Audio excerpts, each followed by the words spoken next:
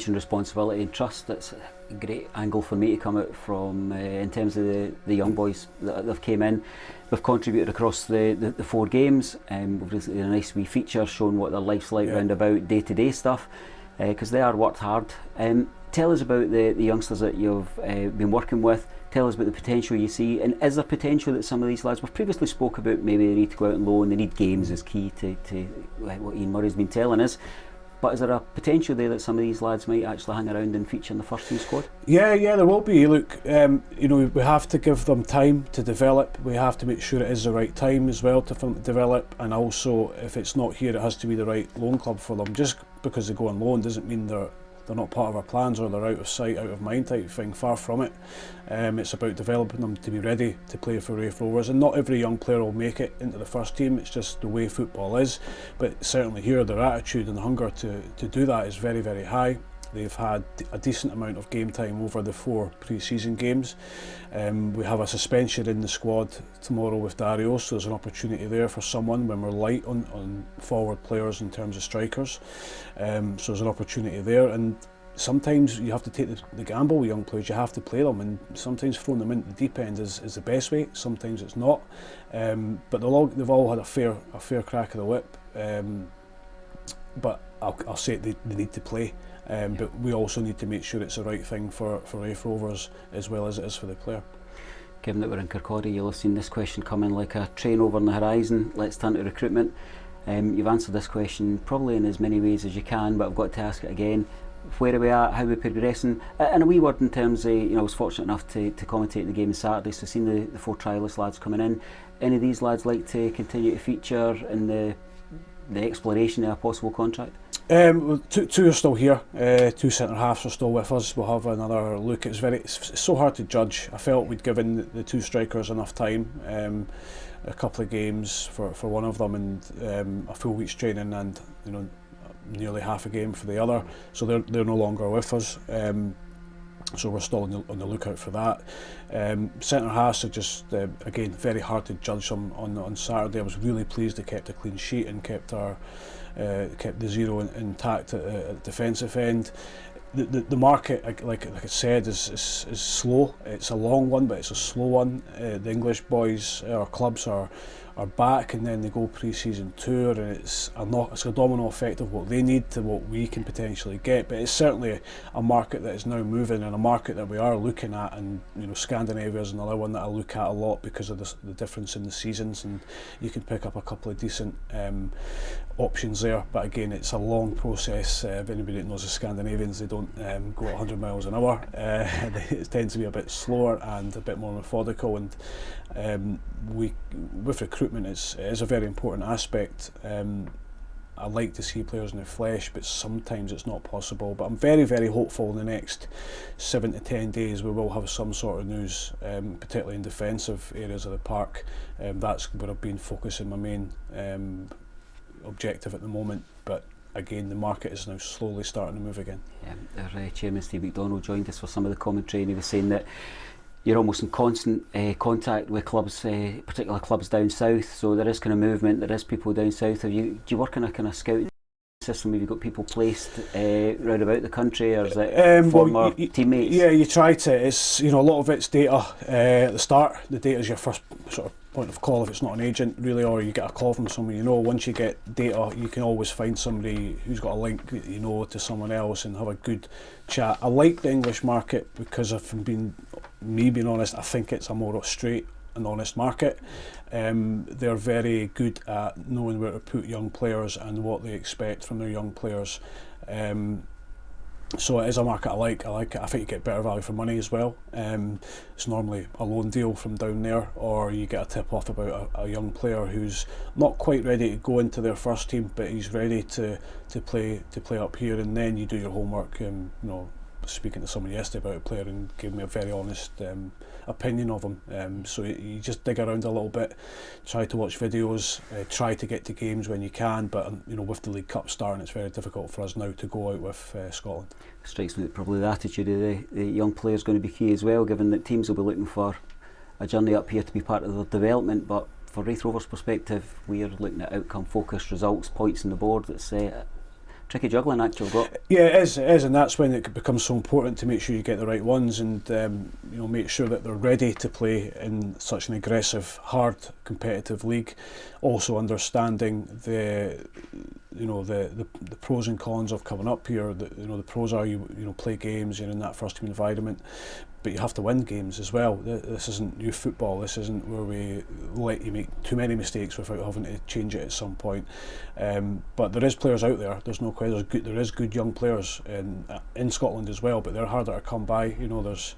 They want to be kept within their club. They keep a close eye on them. The B sides now, with Hearts, Celtic and Rangers, makes it difficult to get loans from 3 of your biggest clubs in Scotland. So yes, it's great for the young boys to be able to play in the Lowland League, but it is detrimental to teams like ourselves. Tell us about your own transition to being the kind of lead professional here at Starks Park. One of your former players, when he came back, I think it's his second or third time in loan, says, "It took me a wee while, but it now feels like home." Is this the kind of perspective that you've got? Is it feeling like the right environment for you? Yeah, I think at the start everything's new. You're getting used to new people, new faces, how things work, how things run, who does what within the stadium. It's much easier from where it was even 2 weeks ago. I think having the games helps that. It gets myself and the players into the routine of what we're here for at the end of the day, is to play football and be on the pitch and have games. And now the competitive ones start. That helps. But in general, yeah, the feeling's good. The open day helped with that as well. Hopefully with the fans, and it helped the staff get familiar with some people and people around the area, and it was a good success all round. But I think now we're all just dying to get out there and try and get those points on the board and progress. What about your support team? Happy with where that's at just now in terms of not only Scott immediately helping you, Christoph a step to the side, but clearly very important, your wider coaching team? I really am. Particularly over the last the weekend, there was our first kind of real scouting day, because obviously the opening fixtures fell for us on a free date, which was probably a good thing because we had people everywhere. We had I think we had 5 games covered, people mucking in that no questions asked. They realise that the more games we cover when we can, the better for everybody. We'll be covering games tonight, another 3 games tonight, which is great, because the more information we can gather and the more football we see, then hopefully it prepares us better for when we come up against the opposition in our league. But it's always tough, it's always difficult, and they're doing the same on us. We're not silly; they'll be watching us with a close eye on what's coming up. You mentioned about analysis, data, getting out there in person and scouting games.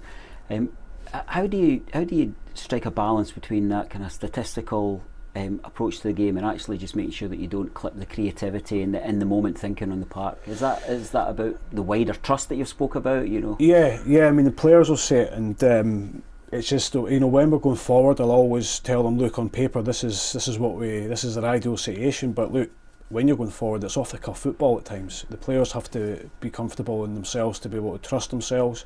We have to trust them when we go forward. I think you need the right players. I think we have them. As I mentioned, the 3 in there of Aidan, Ethan and Dylan. When you have them clicking and getting tight together and passing the ball about, it's great, which makes the knock-on effect for everyone else so good.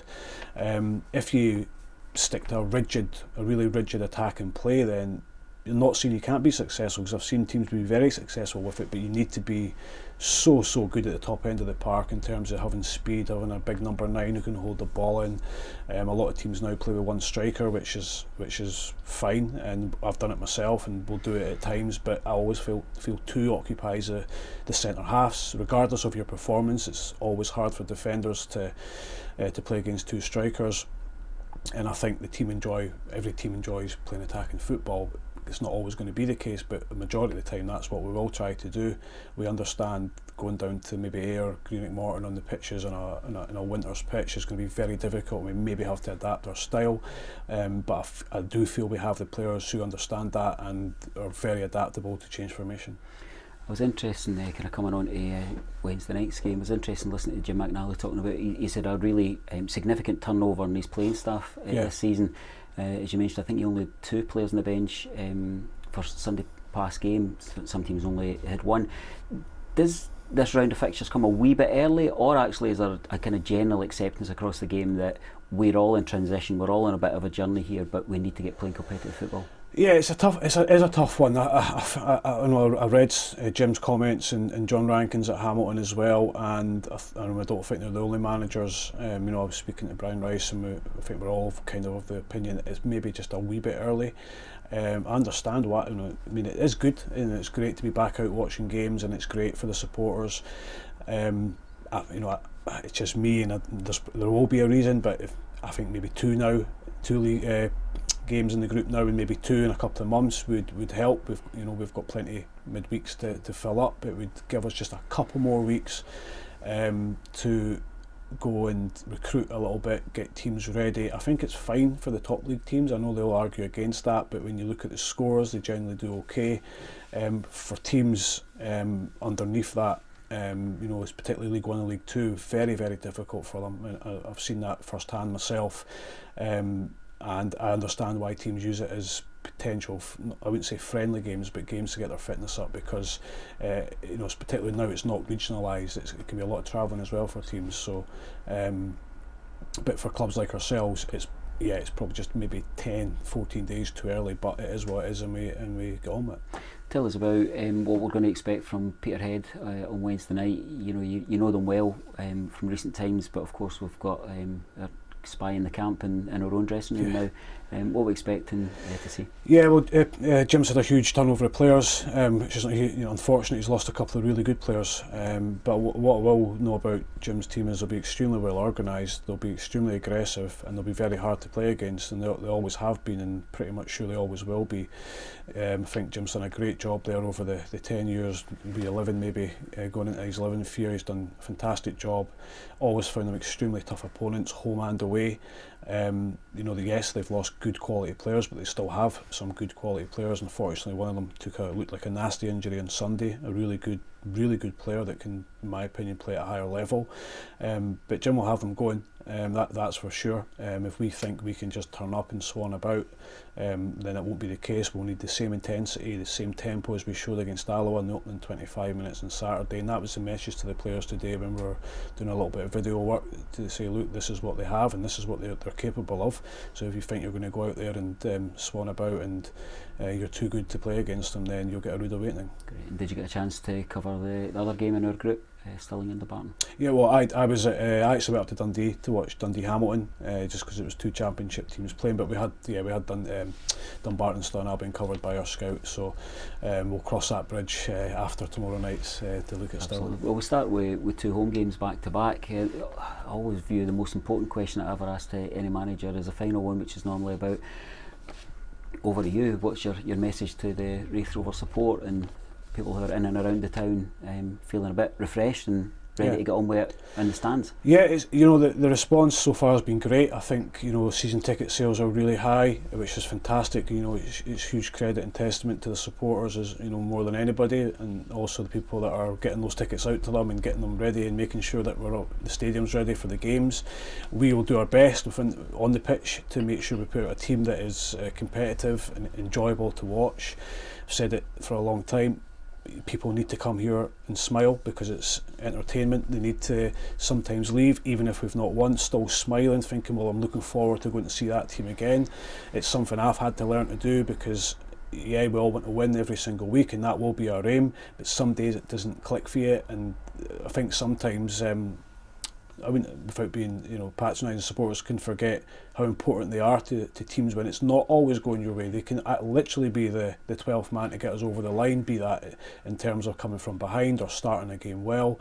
But I've been really encouraged by the amount of young kids that I've seen coming to the stadium, buying their new strip and walking around Kirkcaldy with their strip on, and it's refreshing for myself because it's something that's dying away in Scottish football. There's not a lot of kids walking around with their local club top on, so that's been really, really heartening, really refreshing, and it gives us all an absolute buzz going into the new season.